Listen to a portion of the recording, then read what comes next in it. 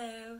So last month in October I did Inktober, which is an online challenge where you try to do an ink drawing each day of the month. And so I did that, 31 drawings, but not only did I give myself that challenge, I also wanted to add a couple of other things into the mix, one of which was to take 31 time-lapse videos of myself as I was doing these drawings, and secondly, to also be doing these drawings without the aid of a pencil sketch first. So I was going straight to ink and videoing myself doing that in time-lapse form. Now, I've had a lot of people ask what I use for my setup and my equipment for these videos, not only for the Inktober, but in the past for the many time-lapse videos and even the real-time videos that I do of myself painting, where you're looking straight down at my paper as I go. And so I wanted to show you some of my setup here so that you can see how this is all created. Okay, so first up, if you are videoing yourself doing art or anything else, you need a camera.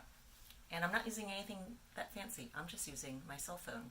This is a Galaxy S6, so it's not even a very new one. It is an Android, and I mention that because the app that I use for my time-lapse is called Framelapse Pro. And as far as I know, when I checked last, which was about a year ago, it was not available for non-Android devices. But it looks like this when you open it up. And you can go into the settings for this and decide how much of a time-lapse, how sped up you want things to be. I generally keep it on the 1 second frame interval speed, which I think converts to 30 frames per second, so you can do the math on that for how long it takes. But I use that for my filming. And the second thing I use is this gooseneck. It's called, well, the brand is Avantree, and I got it from Amazon. I believe it was about $16 or something. And it has a very nice, flexible, bendable neck, and it also has a clip on the end for holding your phone and a clip for anchoring it to a desk or a table. Now, I tried a few different brands, and I didn't like some of the others that I saw or used because they were too flimsy in the neck part. It was too wobbly, so I wasn't able to really position things accurately. But with this one, I really like it because it's got a nice, it's pretty stable. And I can then position my camera. So I get my Framelapse program open, and I put it in a clamp facing down, parallel to my table surface as much as possible, so that I can get a nice view of what is being worked on. Now, third thing is a good light source. I have this lamp. It is also very positionable, and that makes it good for angling my light source correctly, because it's going to matter what direction the light hits your paper and then bounces back into your camera at, because if you have it at the wrong angle, you're going to get some strange reflections or strange glossiness going on where you won't be able to see what's happening. So it's very important to have a lamp that is movable, positionable, shiftable like this. And then there are my tools of drawing. I have the paper, which I was using, I believe, Strathmore Bristol board, hot press. I have my pens, which consisted of brush pens. These are found in Japanese stationery stores for the most part, or online you can find them. And I will list in the notes what exactly the brands are for these various things. And so this is what I was using for the majority of my Inktober drawings.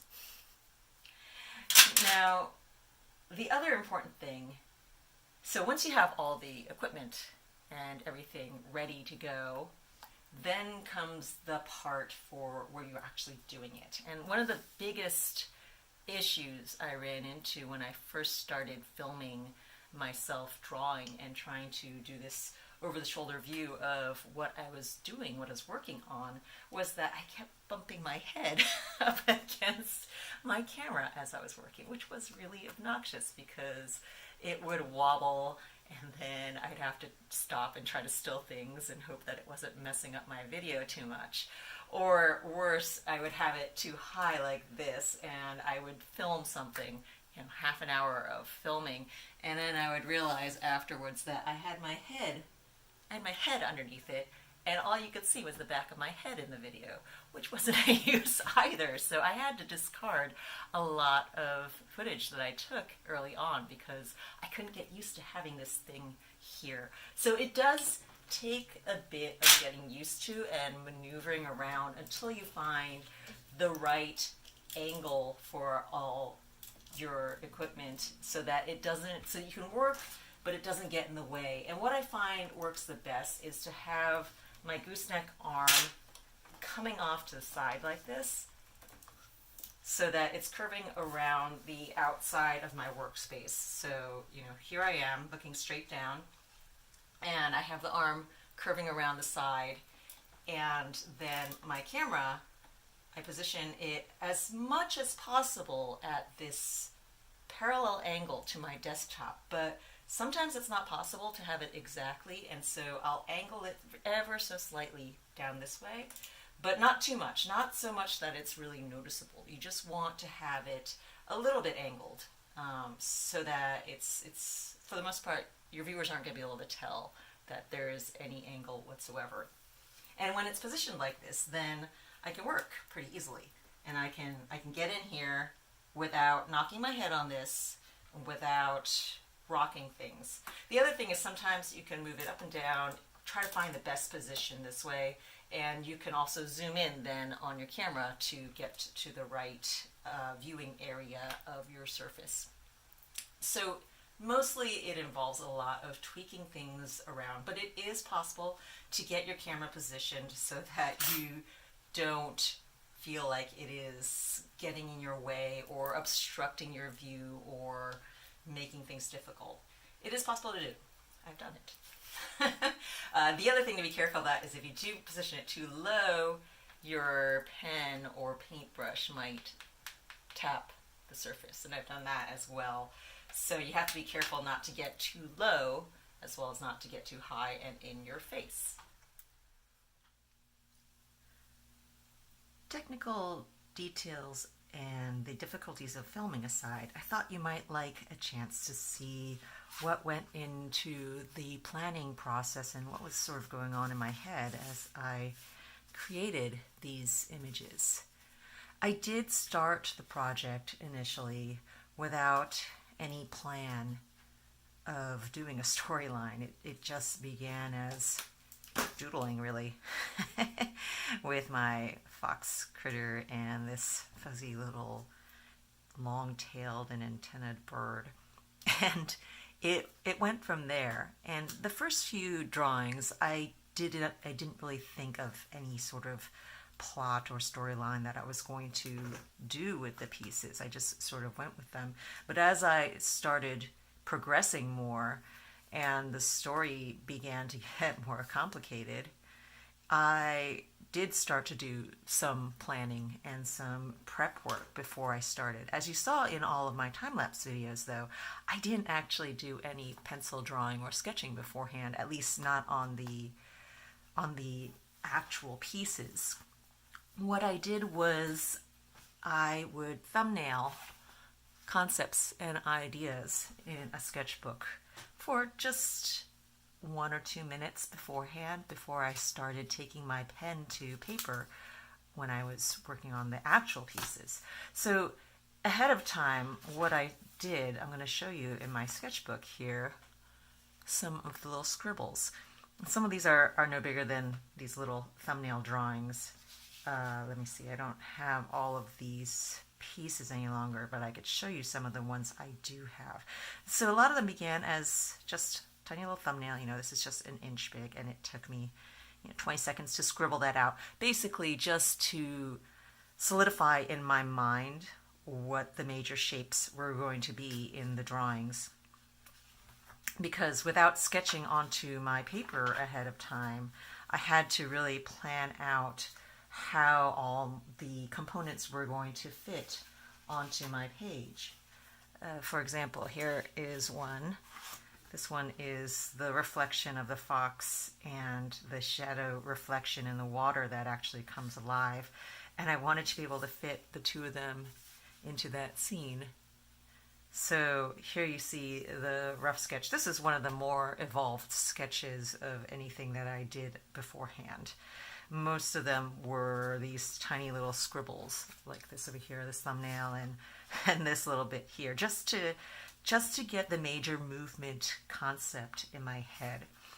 But this one was sort of a key one where I wanted the fox and the reflection. And one of the reasons why I did a much more detailed beforehand sketch of this was that doing the reflection without any pre-sketching was extremely difficult, actually. That was probably one of the more challenging pieces in the entire series, because the rest of it I can sort of just go with whatever I am in the moment of, just drawing and doodling. But having the reflection actually look like a reflection was a bit more of a challenge. Although you see here the tail actually comes out, so that's kind of the hint that it's not all that it seems to be. It's not just a reflection. Let me see. Here's another one that you can compare to the initial sketch. This portion right here was the sketch, which turned into this piece right here. And again, I wanted to try to get into my head what was going on in the interaction between the reflection fox and the main fox character. And so that was why I wanted to do that more fleshed out. Let's see, what else have I got here? Here, this one's an interesting one. This is actually one of my favorite pieces. This is the thumbnail for it up here. You can see that little rectangle.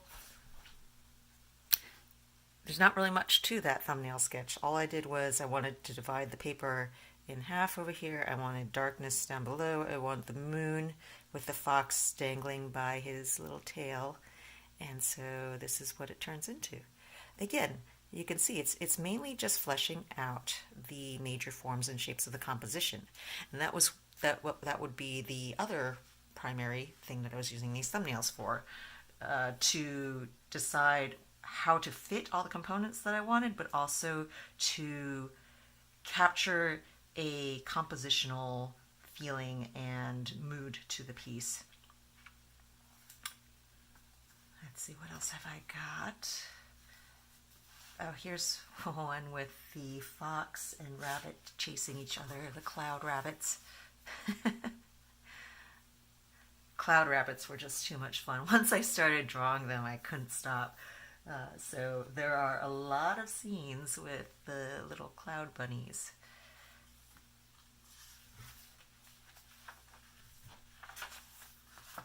And here's one of the final pieces. Oh, well, it is the 31st.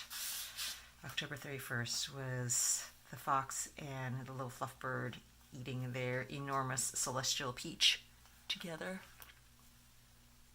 I also have over here, you can see the rabbits rolling the giant peach over towards them. Let me see if I can find that piece. Where is that one? I know I have it here.